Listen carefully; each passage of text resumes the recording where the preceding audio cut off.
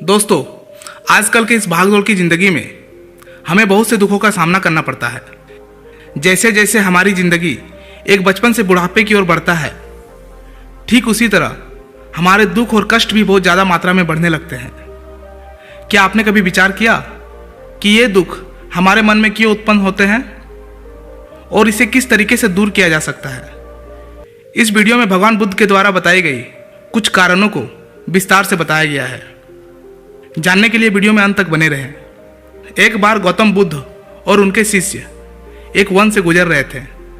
बहुत देर चलने के बाद सभी लोग लगभग थक चुके थे। तभी बुद्ध और उनके शिष्य एक विशाल पेड़ के नीचे बैठ जाते हैं। उस पेड़ के नीचे एक अलग सी शांति होती है। सभी लोग चुपचाप शांति का अनुभव कर रहे होते हैं। थोड़ी देर बाद बुद्ध के शिष्य के मन में एक सवाल उठता है। शिष्य बुद्ध से पूछते हैं, बुद्ध, मैं आपसे एक प्रश्न पूछना चाहता हूँ। बुद्ध कहते हैं, पूछो, क्या प्रश्न है तुम्हारा?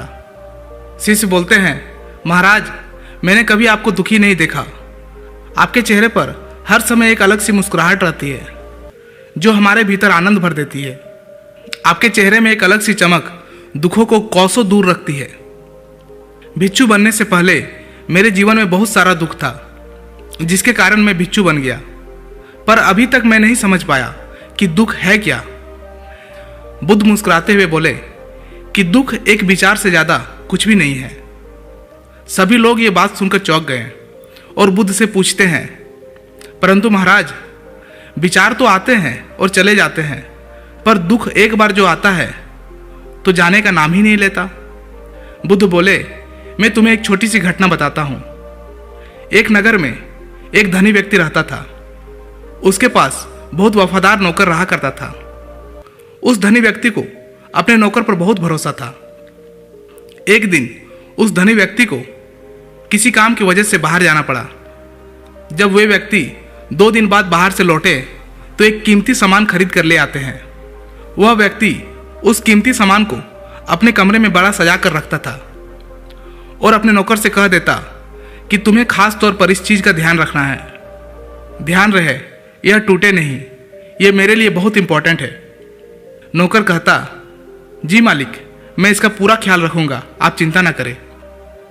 अगले ही दिन वह नौकर पूरे घर की सफाई कर रहा होता है। सफाई करने वक्त जब उस मालिक की कीमती सामान को अपने हाथ में लेकर साफ करता, किसी कारणवश वह अचानक उसके हाथ से फिसल जाता और वह सामान नीचे गिर जाता। जब यह बात धनी व्यक्ति को पता चलता है तो उन्हें बहुत डांटता है और धमकाता है, लेकिन वो क्या करे, उन्हें तो निकाल नहीं सकता क्योंकि वह नौकर उनके लिए बहुत वफादार और ईमानदार है। जब रात हुई तो मालिक को नींद नहीं आ रही थी। मालिक ने जब आधी रात को अपने नौकर के पास गया तो वह देखा कि उनके नौकर आराम से सो रहा है। यह देखकर मालिक को बहुत गुस्सा आया, लेकिन फिर भी वह क्या कर सकता है, वह उसे निकाल तो नहीं सकता क्योंकि उनका नौकर बहुत ईमानदार और वफादार है। यह देखकर मालिक अपने कमरे में चला जाता है और अगले दिन सुबह धनी व्यक्ति सोचता है कि मैं इस समस्या से कैसे निकलूं। फिर उस व्यक्ति को एक तरकीब समझ आती है।